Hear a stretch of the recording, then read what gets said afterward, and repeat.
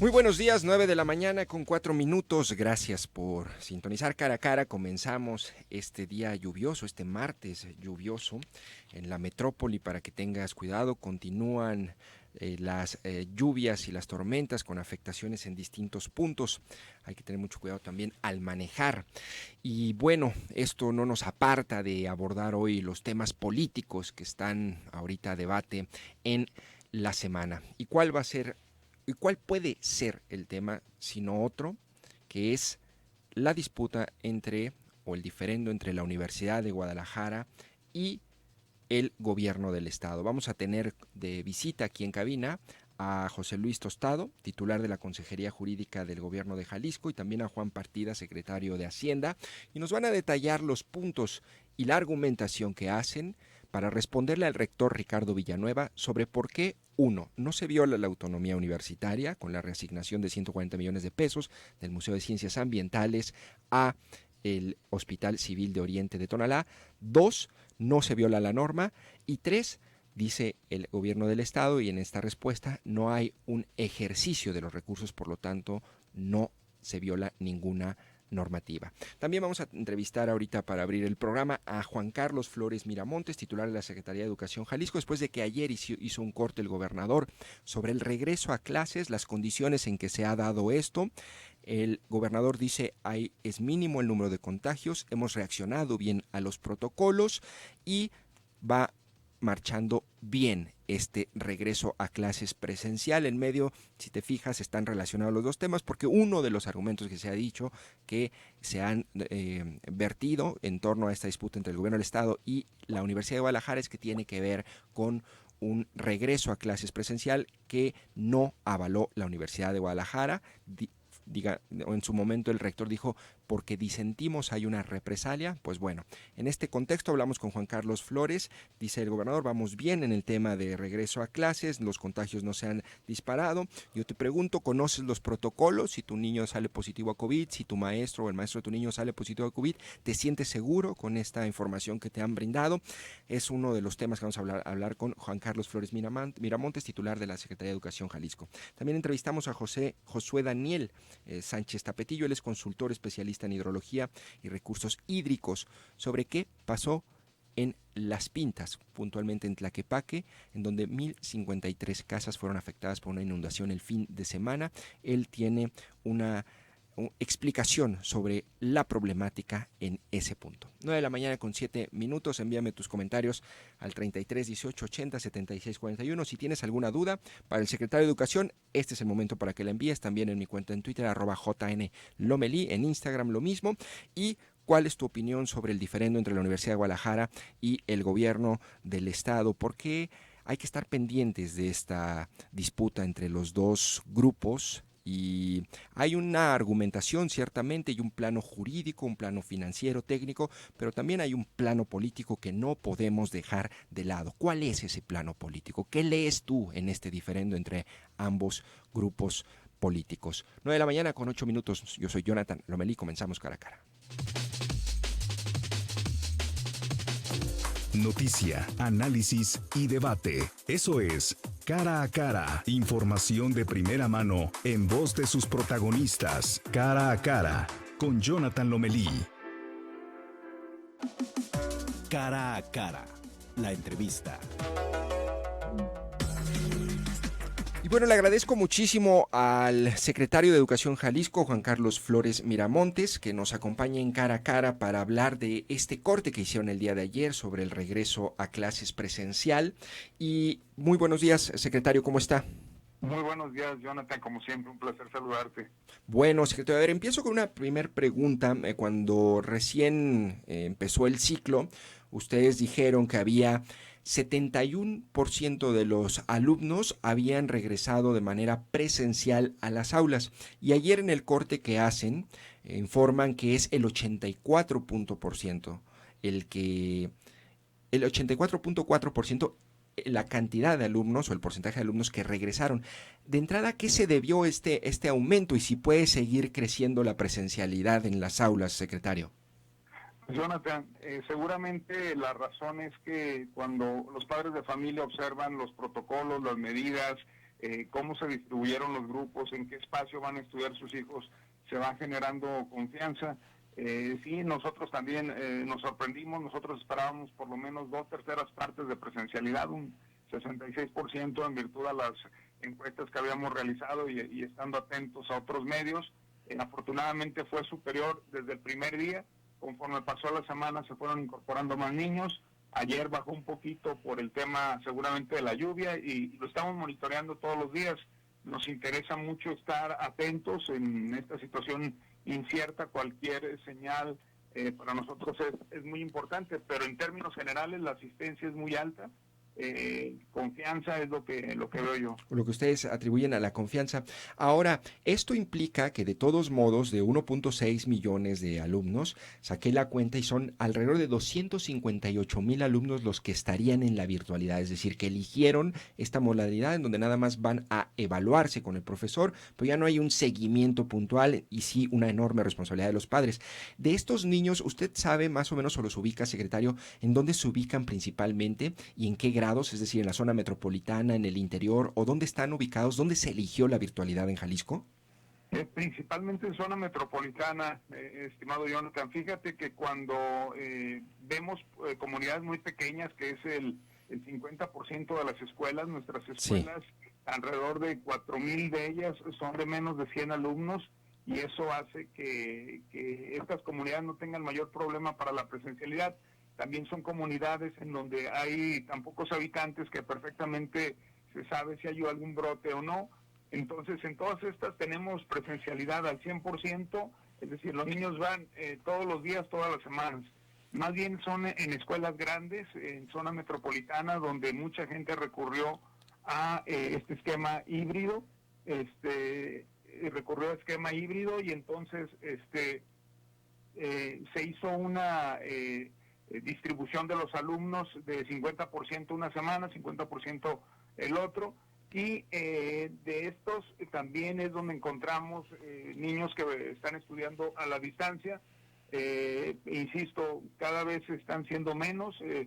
Como tú bien lo referías, los niños que están estudiando a la distancia, a diferencia del ciclo escolar anterior, van a tener un compromiso de nosotros de encargarles sus trabajos, sus guías que ya aparecen en las plataformas de la Secretaría, y la evaluación. El seguimiento ya puntual que se estuvo haciendo en el ciclo escolar pasado, donde incluso sí, la frecuencia era diaria, evidentemente en este momento no se puede realizar debido a que los maestros se encuentran atendiendo a los niños de manera presencial. Hoy la prioridad para los maestros es la presencialidad. No dejamos de lado, por supuesto, a los niños que están estudiando a la distancia, claro, pero sí con esta característica de autogestión.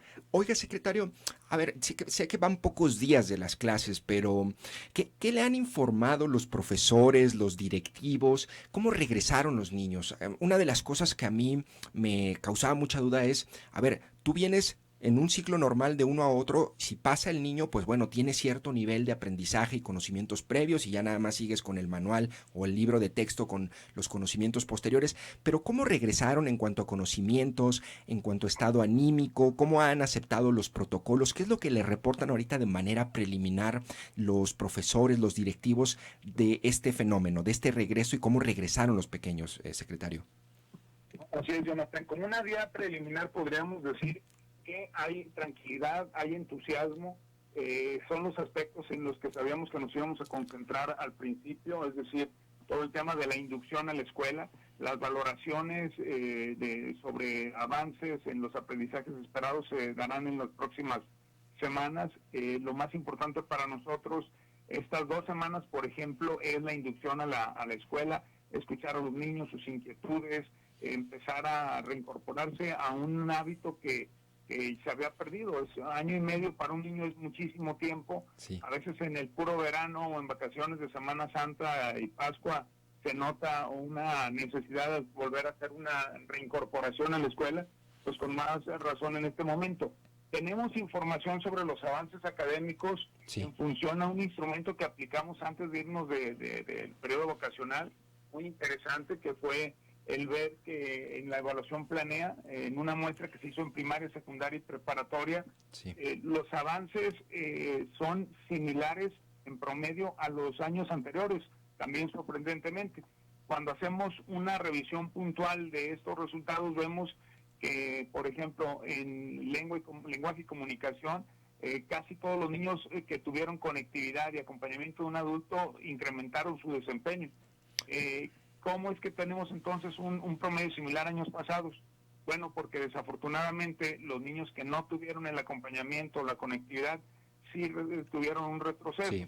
Hoy muchos maestros utilizan diagnósticos propios, personales, para ver cómo reciben al grupo.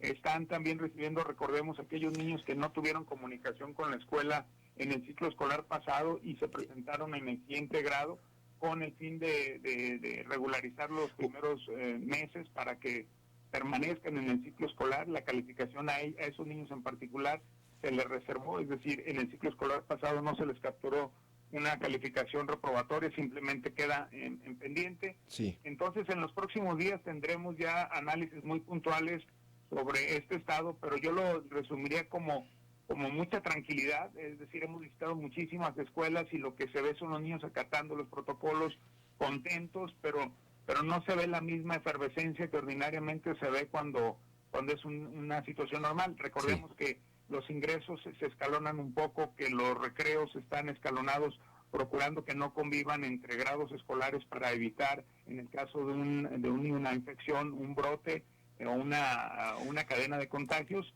Y en ese sentido, pues es distinto este regreso a Secretario, ustedes habían hablado en su momento de 17,522 alumnos con los que habían perdido contacto. ¿Ya recuperaron contacto con cuántos o siguen extraviados, entre comillas, estos alumnos?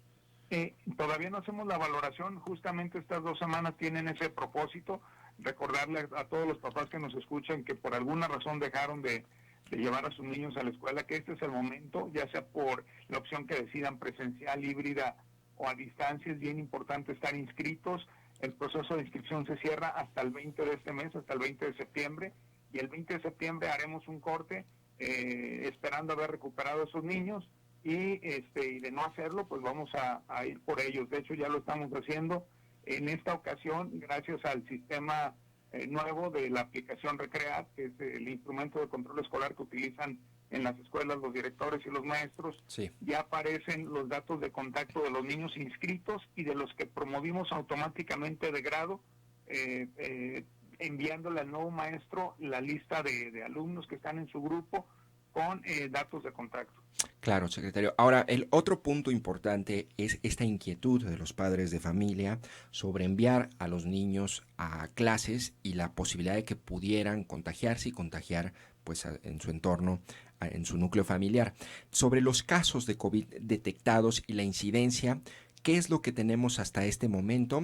Prácticamente, ¿qué fue? Es un par de semanas del regreso a clases, ¿no? Así es, Jonathan. Este fin de semana hicimos un corte de todos los casos sospechosos, más de 100. Solo se confirmaron 30 casos en niños. En el caso de adultos tenemos a 112 maestros infectados. Como es natural y de suponer, pues estos contagios se dieron seguramente una semana previa al inicio del ciclo escolar y se detectaron en la escuela. Algo bien importante, Jonathan, en ese sentido, es que sabemos por la Secretaría de Salud que en el rango de edad de la educación básica, es decir, de 3 a 14 años, tenemos 341 alumnos infectados. Sin embargo, en la escuela solo se presentaron 30 o se detectaron 30. Eso quiere decir que el filtro en casa, que es el primero, el que estamos promoviendo fuertemente, es efectivo. Los papás, obviamente, responsablemente no envían a un niño si tiene algún signo de enfermedad, corroboran si no es COVID o si sí lo es, y le dan la atención. Esos 30 que detectamos en las escuelas hicieron que, al revés, la escuela le pidiera al padre de familia que procediera a verificar si se trataba de COVID, y en estos 30 fue afirmativo. Digamos, es interesante, secretario, de esos 341, dice 30 eran niños en la escuela, es decir, algo así como el 9%, ¿no? De todos los alumnos de esta semana, fueron detectados en escuelas. Ahora, ¿en qué supuesto, secretario, en qué nivel de contagios habría una decisión de suspender o revisar la presencialidad en las aulas. ¿Tienen ese escenario? Es decir, en algún momento el gobernador nos hablaba de ciertos niveles de hospitalización, ciertas tasas de positividad, pero ¿cuál es el protocolo para la SEG para determinar o evaluar y analizar una suspensión de la presencialidad? Bueno, hay dos vías, Jonathan. La primera, y está ya prevista en los protocolos, es la suspensión de la presencialidad por escuela, por grupo incluso. Eso ya está previsto y es bien importante decirlo porque en la semana pasada encontramos 5 escuelas que no llevaron bien el protocolo y que sobrereaccionaron. Y es bien importante mantener el equilibrio entre el servicio educativo y, por supuesto, cuidar la salud. El protocolo es muy sencillo. Con un solo niño que esté infectado, todos los niños que estuvieron en contacto con ese niño quedan trabajando a distancia por 14 días. En el caso de maestros, si están infectados y no tuvieron una situación de riesgo, que es una situación de riesgo que no se hayan quitado el cubreboca, que no hayan estado a menos de 1 metro de otra persona por 10 minutos, entonces solo se suspende al maestro. Si sí estuvo en una situación de riesgo, pues las personas que estuvieron con ese maestro. En el caso de la escuela, cuando tenemos 2 brotes, incluso 3, se van analizando caso por parte de la Secretaría de Salud. Ellos nos determinan en función al tamaño de la escuela, a verificar si hubo una cadena de contagios dentro de la escuela, la posible suspensión de actividades por escuela. Y en términos generales, como lo refieres, echar reversa, pues evidentemente no obedece a educación, obedece a la Secretaría de Salud. Todas las semanas se analiza esta situación. El primer corte, como tú bien sabes, lo tuvimos ayer. Trabajamos la mesa de salud con educación y se determinó que por el número de contagios, básicamente la propagación del virus en estos rangos de edad permaneció similar con clases y sin clases. Eso es una muy buena señal porque significa que no se infectaron esos niños o más niños por motivo de estar en las aulas. Eso es importante, es decir, si el niño da positivo, todo el grupo se aísla, pero si el profesor da positivo y no se quitó el cubrebocas, solo se aísla el profesor y continúa el grupo con otro profesor, supongo.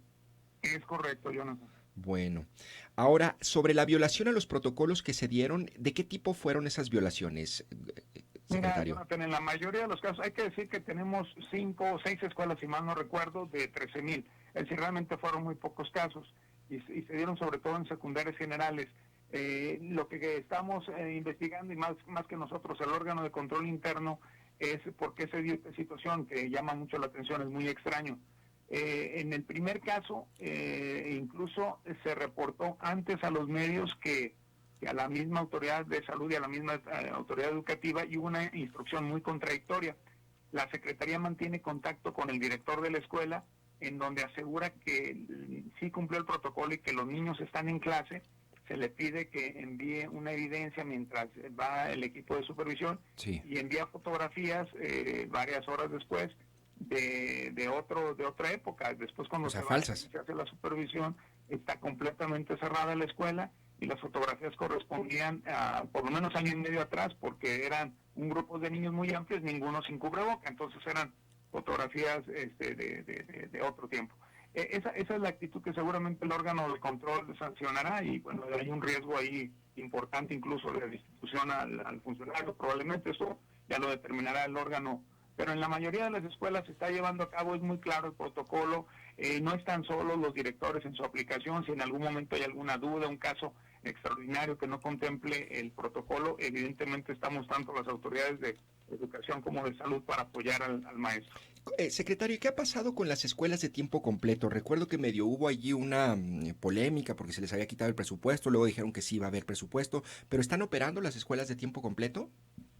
Las escuelas están operando, por supuesto son 945, pero no con el programa de tiempo completo, porque desafortunadamente es fecha que el recurso federal con el que operan esas escuelas no ha llegado. La argumentación de la autoridad federal es que ya no va a llegar por educación, que va a llegar por la Secretaría del Bienestar.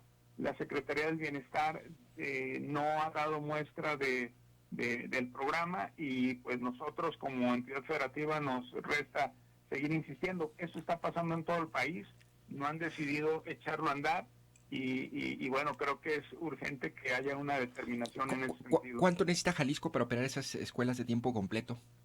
Al año aproximadamente 300 millones de pesos, Jonathan. ¿Y no tiene el Estado para subsidiar o pagar eso?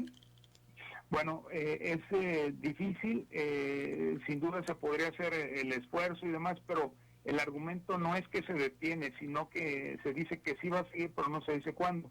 Claro. Segundo, hemos del presupuesto de educación pues hecho un esfuerzo muy grande de ahorros en distintas áreas para darle suficiencia a toda la partida con la que compramos los insumos como el gel, los cubrebocas, los termómetros.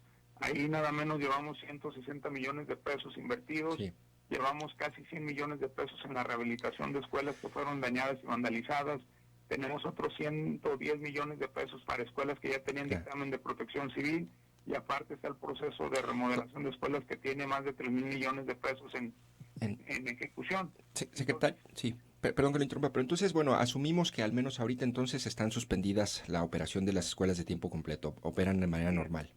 Esas escuelas operan con un horario habitual, como el resto de las otras, pero desafortunadamente ya no tienen esa jornada ampliada y el servicio de alimentos que les proporcionaban ese recurso. ¿Sabe más o menos cuántos alumnos estaban en esta modalidad? Poco más de 90,000 alumnos en 940 escuelas aproximadamente. Bueno, pues era una ayudota para los papás, ¿no? Esta escuela de tiempo completo. Yo tengo varios casos ahí de conocidos que, bueno, era una maravilla porque pues el padre tenía que trabajar o la madre tenía que trabajar, sobre todo madres solteras, trabajar todo el día y dejaban al niño en la escuela de tiempo completo. Ojalá que esto, vamos a buscar a la Secretaría de Educación Pública, a la Secretaría de Bienestar, a ver qué nos dice.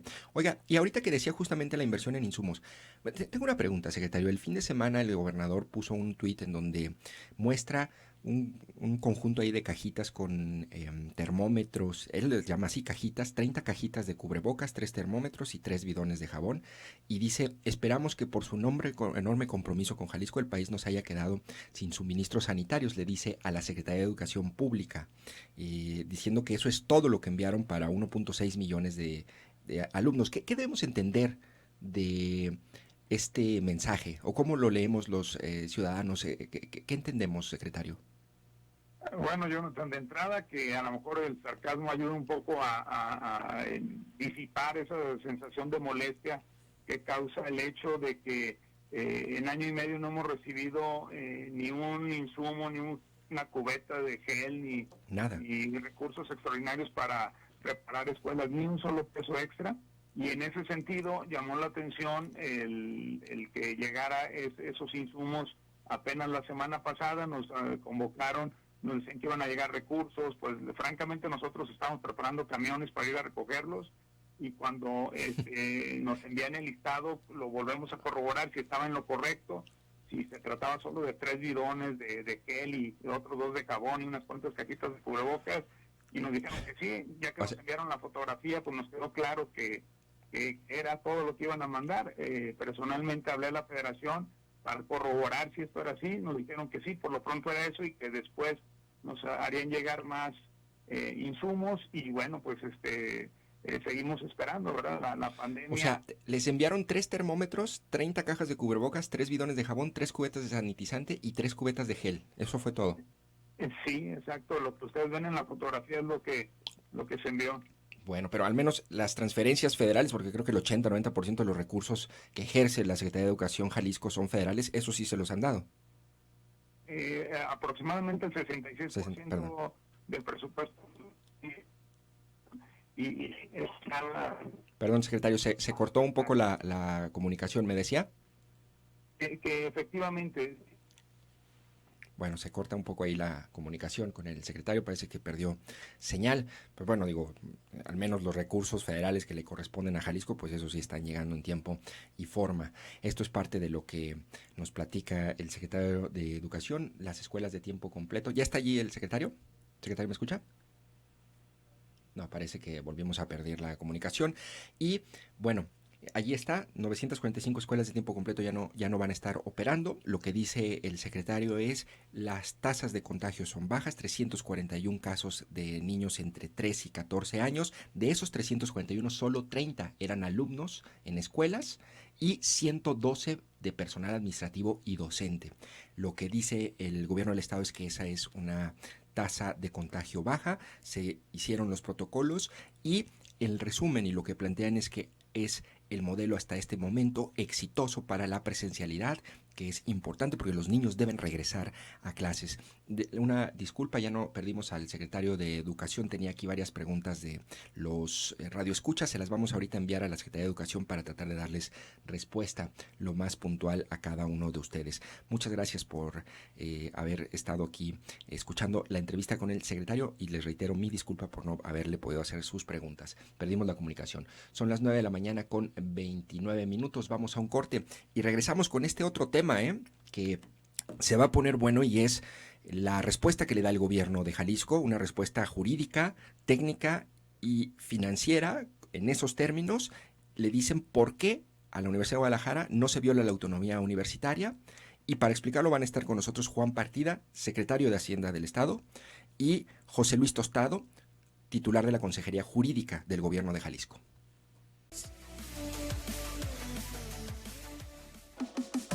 Cara a cara, la entrevista.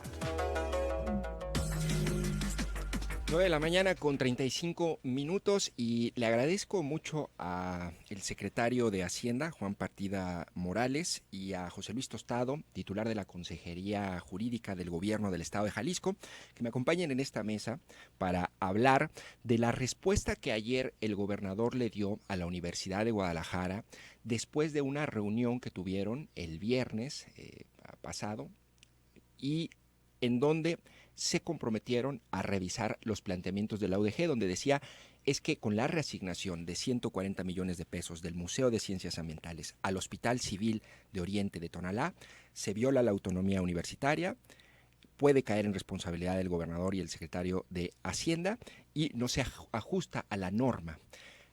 El gobierno del estado y el gobernador en sus redes sociales publicó la respuesta con el documento completo, que es justamente lo que vamos a platicar en este espacio, y le agradezco mucho a Juan Partida que nos acompañe en Cara a Cara. Buenos días, secretario. Buenos días, Jonathan. Buenos días al auditorio. Mil gracias por la invitación. Gracias. Y también le agradezco a José Luis Tostado, titular de la Consejería Jurídica del Gobierno del Estado. Muchas gracias, muy buen día. Gusto saludarte a ti y a tu auditorio. Gracias. ¿En cuánto tiempo, si quieren, comenzamos con la parte un poco financiera y vamos abordando un poco también la parte legal con José Luis Tostado, pero ¿en cuánto tiempo tardaron en armar esta respuesta, en este documento, secretario?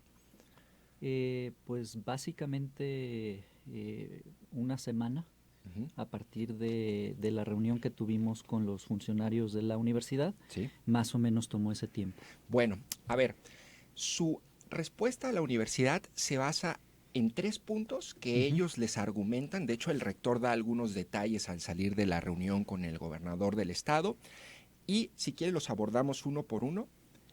Y el primero es, el rector dice en su momento, se viola la autonomía universitaria con la reasignación de estos 140 millones de pesos. ¿Cuál es la respuesta que le dan en ese punto, secretario? La respuesta es que no se viola la autonomía universitaria al no haber ingresado este recurso a las arcas de la universidad y por tanto, de acuerdo a la ley de contabilidad, pues no es parte del patrimonio todavía universitario. Es decir, nunca estuvo ese dinero en las cuentas de la Universidad de Guadalajara. Es correcto.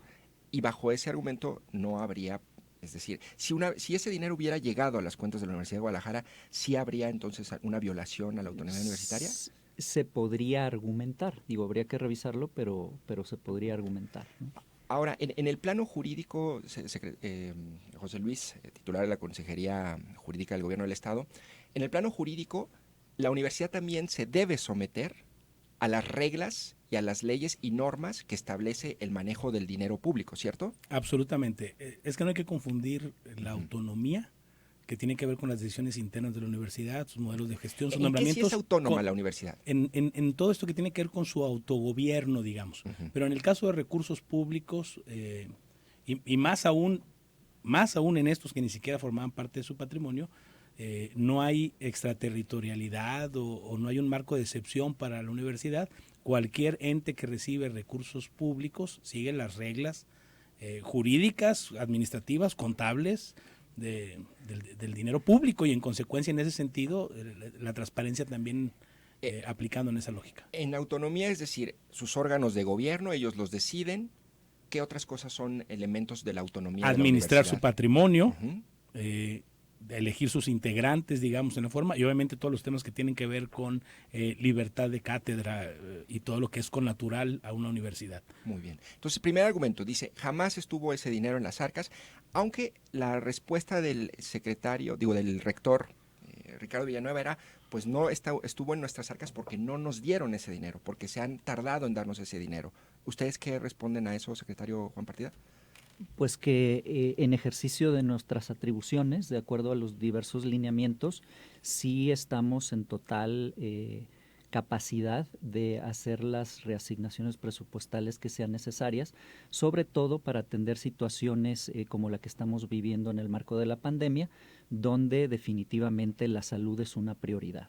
Claro, es decir, las reasignaciones, ¿ustedes bajo qué argumentación la hacen? Es decir, la pandemia y la atribución que tiene el propio gobernador para mover el dinero, ¿cierto? Ahora, es correcto. Ellos decían, es que ese dinero, que eso es otro de los argumentos, no me puedes quitar ese dinero porque ya está comprometido, porque ya pagamos 35 millones de pesos y ya licitamos las obras. Uh-huh. Es correcto, ese es el argumento de la universidad. Lo que yo diría es que al momento que se hace esta contención y reasignación del presupuesto, nosotros no pudimos encontrar evidencia de que efectivamente el dinero estaba comprometido. Y lo que señalan los diputados es que hay un subejercicio, es decir, que no se gastó el dinero en tiempo y forma. Y aquí el rector decía, pues es que cómo se va a gastar el dinero en tiempo y forma si estamos en julio. Todavía tenemos el resto del año para ejercer ese dinero. Uh-huh. Sí, hay que recordar que hay, y eso es algo que en lo que hacemos énfasis en la carta, hay un proceso, ¿no?, para el ejercicio del gasto, y hay pasos que se deben de ir cumpliendo, y en este caso lo que pudimos ver al momento de hacer la reasignación es que no se habían... trámites para poder ejercer ese dinero y que se les hiciera llegar. Lo que me dice, si lo traduzco correctamente, es que la universidad no hizo los trámites para poder allegarse de ese dinero y comenzar a ejercerlo. En tiempo y forma. Sí. En tiempo y forma. ¿Y era julio la fecha límite para hacer esos trámites?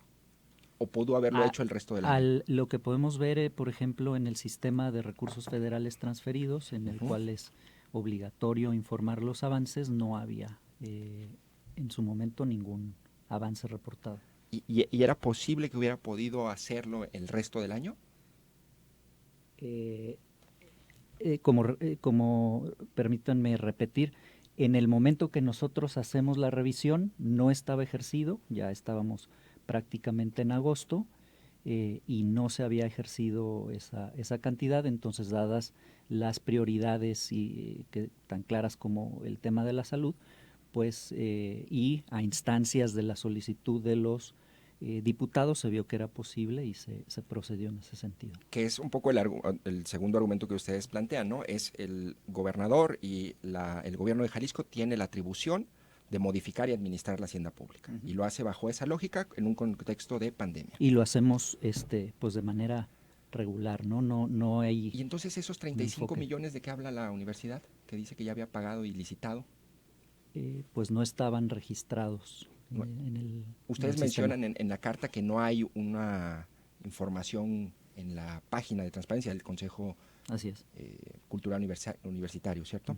Bueno, a ver, ahí está ese tema. El otro punto es, la universidad también dice que hay otros proyectos estatales en la misma situación, que se pudo haber obtenido de allí ese dinero, los 140 millones, o hablan también de recursos de la deuda que pudieran haberse obtenido para suplir estos recursos para el Hospital Civil de Tonalá, secretario. Uh-huh. En el caso del crédito, y esto es algo que se puede comprobar muy fácilmente al ser procesos que se apegan a los lineamientos federales, porque era este recurso que se argumenta que estaba disponible. En realidad ya se habían empezado a correr los procesos para licitar obras para mi macro periférico, era para las estaciones en su gran mayoría ese recurso, y ya se habían iniciado los movimientos en Compranet para ejercerlos, lo cual quiere decir que ya estaban comprometidos. Ahora, otro punto importante me parece la carta, un poco para contexto del auditorio, entonces ya en tema de violación a la autonomía universitaria, el ajuste, dicen, está en norma y los recursos no estaban comprometidos o no se hicieron los trámites. Pero hay un punto que me interesa, en donde ustedes le sugieren, dice el gobernador, respetuosamente a la universidad, cómo, digamos, de dónde podría salir ese dinero. Y me llamó mucho la atención, secretario, que ustedes hablan de un fideicomiso para infraestructura de la red universitaria. Y que en ese fideicomiso hay más de 1,000 millones de pesos con una antigüedad de hasta 5 años, ese recurso. Y entiendo, no ha dado información al respecto del ejercicio de ese dinero la universidad. ¿Debería hacerlo? ¿Y por qué tiene casi más de 1,000 millones de pesos en un fideicomiso durante 5 años? ¿Debería regresarlo a las arcas públicas? O explícame un poco este punto, que ustedes le dicen, de allí podría salir el dinero. Es correcto. Nosotros hacemos la sugerencia porque al revisar los estados financieros dictaminados al cierre del año pasado, detectamos que hay esta cantidad, cerca de 1,050 millones, que no, digamos, con algunos con antigüedad de 5 años o incluso más, ¿no? El origen de este recurso aparentemente es subsidios estatales y pues nos parece que valdría la pena revisar que pudiera usarse ese dinero, dada la prioridad que le asigna la universidad a este recurso para el museo. Se llama así, Fideicomiso para Infraestructura de la Red Universitaria. ¿Ese dinero para qué se debería destinar? Es infraestructura para ampliar la red, mantenimiento y construcción de nuevas. ¿Y es normal que en un instrumento financiero como este pueda haber dinero de hasta 5 años de antigüedad? Pues a mí me parece que no, y que sobre todo con esa antigüedad, ¿no? Claro. Ahora, me imagino que este dinero genera intereses. ¿Qué pasa en un instrumento como esto con los intereses? Pues normalmente pueden reinvertirse en el fin del fideicomiso. Sí. ¿Y el llamado del gobierno del estado sobre este punto, cuál es? Es decir, o si se viola la autonomía universitaria, si les dijeran qué deben hacer, o deben reportar ese dinero, informarlo, regresarlo, o es su dinero y es su autonomía. La reglamentación que aplica a las OPDs marca que el recurso de subsidios debe ejercerse por anualidad y que lo que no se use debe de regresarse a más tardar el 15 de enero de la anualidad siguiente. Pues eso sería una ilegalidad. Tiene hasta 5 años, no lo ejerció y no lo ha regresado. Sí, nos gustaría conocer la opinión de la universidad en ese sentido, ¿no? Conocer sus argumentos, pero sí, hay un punto en ese sentido, ¿no? ¿Hay ahí una anomalía legal, José Luis, titular de la Consejería Jurídica? Bueno, sería muy apresurado aventurarme a decir que hay una anomalía legal. Justo acabamos de identificar el tema, se le expuso abiertamente a la universidad. Seguramente nos darán algún comentario, una respuesta puntual a esto conforme a lo que anunció el rector y lo que nos notificará en los próximos días, y a partir de ahí revisaremos el punto. Claro. No dejaremos de exigir lo que legalmente es exigible, pero también debo decirlo, en este momento lo único que sabemos es la existencia de un saldo. Estudiaremos también lo correspondiente de nuestra parte y esperaremos las razones que sobre este punto emite la universidad. Bien. Estamos dialogando, Jonathan. Claro, sí, claro. Aquí también estamos dialogando. Claro. De hecho, la respuesta es el miércoles, dice el rector de la universidad. Entiendo que el miércoles se van a reunir para ver el tema de la respuesta, no necesariamente que el mismo miércoles tuvieran que emitir un documento como tal. Si les parece, vamos con el audio de Enrique Alfaro, que ayer habla sobre este fideicomiso, y después ya pasamos al corte directamente, porque refiere justamente este dinero, y dice el gobierno del estado y dice el gobernador, de allí podrían salir los 140 millones de pesos que necesitan para el Museo de Ciencias Ambientales. Un recurso que tienen ahí guardado, que viene desde el 2016, en un fideicomiso de más de 1,000 millones de pesos. 1,000 millones de pesos guardados. Creemos que se puede hacer una bolsa muy importante de recursos. Para empezar, si nos explican qué hacen con ese recurso que tienen ahí en un fideicomiso, insisto, con aportaciones del Estado que se dieron desde el 2016, y entonces, pues luego le seguimos platicando. Si eso es prioritario, pues órale. Bueno, ahí está el gobernador, lo que dice sobre este fideicomiso. Vamos a un corte, te recuerdo el número de WhatsApp, 33 18 80 76 41. Pues, ¿qué opinas de esto que estamos platicando aquí con Juan Partida, secretario de Hacienda, y José Luis Tostado, titular de la Consejería Jurídica del Gobierno de Jalisco? Vamos a un corte y regresamos con más en Cara a Cara. Universitarios sabemos separar. Es que los universitarios no nos confundimos. Aquí es donde todos los jaliscienses van a entender que no son 140 millones nuestro problema. Si fuera un peso, por un peso saldríamos a pedir las firmas, porque no es el peso, es la autonomía. Tenemos que poner las cosas con claridad sobre la mesa y decirle a la Universidad de Guadalajara, corrijo, no es a la Universidad de Guadalajara, al grupo que hoy controla la Universidad de Guadalajara. A la Universidad de Guadalajara hay que cuidarla y hay que quererla y hay que respetarla. El grupo que controla la universidad, yo les diría que el gobierno de Jalisco está en toda la disposición de revisar hacia adelante el presupuesto que se va a aprobar para el año próximo, poner sobre la mesa lo que ellos consideren que son temas prioritarios, analizarlos y tener una actitud constructiva. Bueno, ahí está lo que han emitido como postura el rector Ricardo Villanueva y el gobernador Enrique Alfaro sobre un tema que, a ver, ahorita seguimos en el plano jurídico, financiero, técnico, y dijimos, el gobierno de Jalisco le dice a la universidad, tienes ese fideicomiso, de ahí pueden salir los 140 millones de pesos, y después le dice también, y además tienes excedentes, le dice. Ustedes le responden, tienes un ingreso extra por 51 millones de pesos que podría subir hasta 100 en este año. Es decir, ¿a qué se refiere con excedente, secretario Juan Partida? A eso nos referimos, es dinero autogenerado, recaudado por la universidad, que va por encima del estimado anual. La ventaja que tiene ese recurso es que puede asignarse de manera prioritaria a obra, ¿no?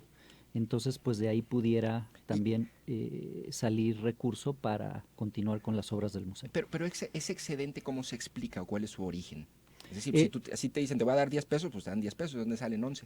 No, porque esos son recursos autogenerados, es decir, eso viene de pues recursos que cobra la universidad por matrícula y también de las empresas universitarias.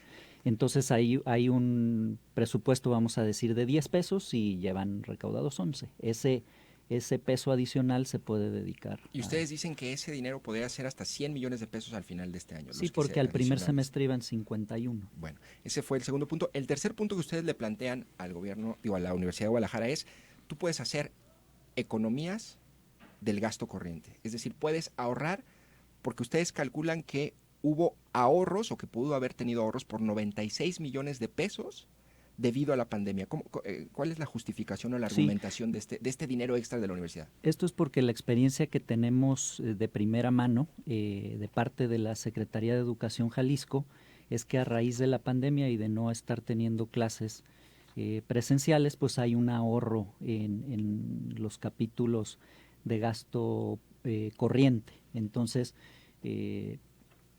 si es el caso también en la universidad que no estuvieron, como fue, que no estuvieron en clases presenciales, pues debe haber también un ahorro en gasto corriente que también se pudiera usar para este fin. Para este fin que ustedes dicen es entre el 10 y 12% lo que se pudo haber ahorrado. ¿Dónde sacan esta estimación de 10 y 12%? Es la experiencia que vimos a nivel Secretaría de Educación Jalisco. Eso. Es correcto. Muy bien.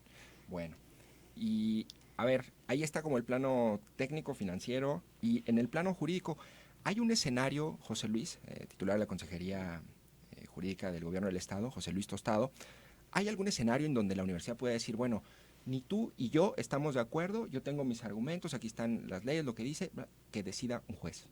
¿Es posible eso? Es posible. ¿En qué instancia? Es posible, ellos tendrían que valorar cuál es la instancia que a su conveniencia creen que puede generar mayor convicción en un planteamiento de diferencias.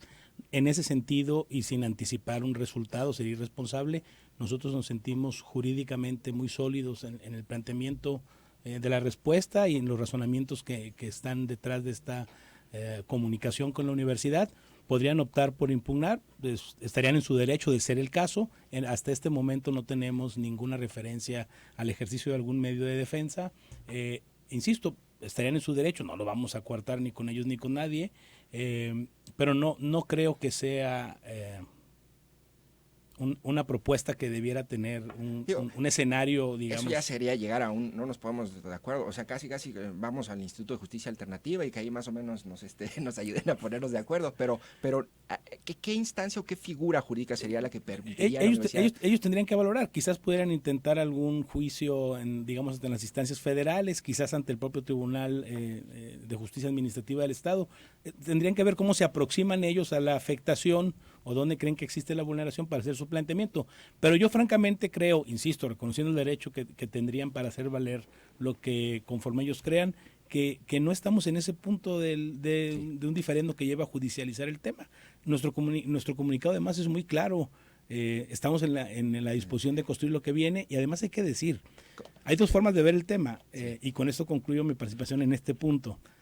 No es que les quitamos 140 millones, es que recibe un proyecto en el que también forma parte de la universidad, como es el Hospital Civil de Oriente, 140 millones de pesos que facilitará su construcción y eventual operación para lo que es la prioridad en el ejercicio del gasto público de este momento, que es la salud de los jaliscienses. ¿Cuál es el llamado que le haría? A ver, vamos a utilizar la mesa de cara a cara, ¿y cuál es el llamado que le haría a la Universidad de Guadalajara para sentarse a dialogar y buscar puntos de encuentro y que esto se solucione? Porque al final, digamos, es lo que queremos todos, ¿no? Claro, y ese es el sentido del documento presentado, con los argumentos y los razonamientos en base a la exposición que ellos mismos plantearon en la reunión que sostuvimos en Palacio de Gobierno. ¿Qué ruta de diálogo les plantean? Es decir, el miércoles el Consejo General Universitario con el rector van a decidir la respuesta, ¿y ustedes qué les plantearían? Bueno, esperaremos esa respuesta y, de nuevo, insistir, en tema presupuestal estamos en tiempo para incluir estas u otras peticiones de la universidad para el próximo ejercicio.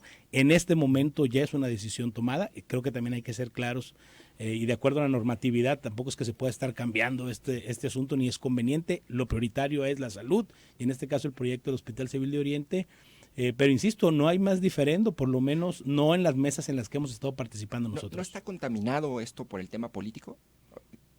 Pues no desde la intervención de la Consejería, y entiendo que tampoco de la Secretaría de la Hacienda.